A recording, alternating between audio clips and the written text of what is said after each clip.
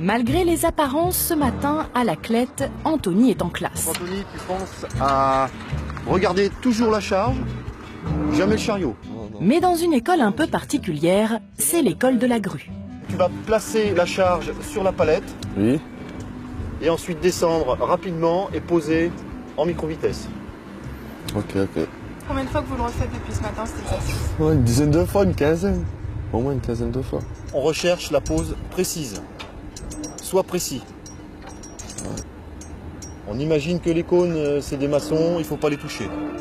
Petit grutier deviendra grand. Steve est en stage depuis 3 semaines avec Laurent, son formateur. C'est sa dernière leçon avant l'examen. L'objectif, c'est le CACES, le certificat de conduite en sécurité. Il a combien de mètres là? 35 mètres environ. Hein. Une belle hauteur déjà. On va prendre une charge, on va essayer de suivre un parcours, éventuellement faire poser la charge sur une cible bien précise, dans un minimum de temps, et en évitant de générer du ballon. Par exemple, le ballon, c'est le problème majeur de la grue. Hein. C'est une charge qui se déplace comme ça, et il faut éviter justement de générer trop de ballon. C'est préjudiciable pour la machine et ça peut éventuellement causer un accident. La charge peut se décrocher, tomber, etc. Steve, mon stagiaire, là, va t'apporter le crochet. Si tu peux nous accrocher la charge, s'il te plaît. Allez, vas-y. T'as toutes tes vitesses. Je prends ça comme un jouet, quoi. Ouais, je suis bien, j'ai des télécommandes, j'ai des petits parcours à faire. C'est comme un jeu. Je prends ça pour un jeu. Voilà. Avec des grosses responsabilités. Oui, avec des grosses responsabilités, c'est vrai.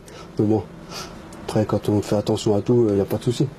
Une des premières valeurs qu'on recherche chez un grutier, en fait, c'est avoir du sang-froid et une bonne attitude à la compréhension des consignes. Ok, tu anticipes la manœuvre, c'est bien. Quand j'étais jeune, c'était pas ça qui m'intéressait, mais bon, maintenant, je suis dedans, c'est vrai que ça me plaît, ça m'intéresse. Puis il y a une belle vue, quand il fait beau.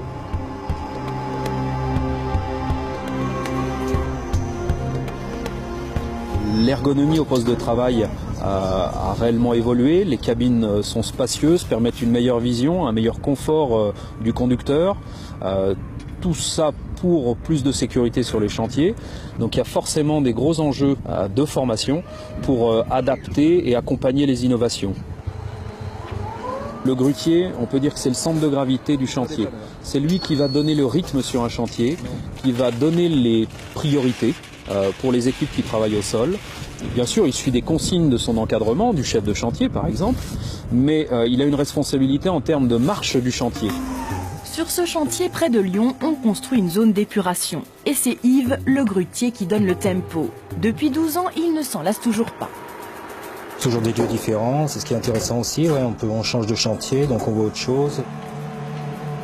On craint pas les intempéries. Il peut pleuvoir ou neiger, il n'y a pas de souci. Mis à part le vent, à partir de 70 km/h, on doit s'arrêter de travailler. Les grutiers, la plupart du temps, viennent des chantiers.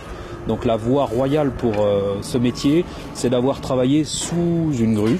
Et en général, c'est une demande qu'on fait à son entreprise, qui est une entreprise de gros œuvres, une entreprise de bâtiment, de construction. Et on fait cette demande à l'employeur. Être grutier, c'est aussi participer à la construction d'œuvres magistrales, comme le viaduc de Millau, ou la restauration de monuments, comme la Sagrada Familia de Barcelone.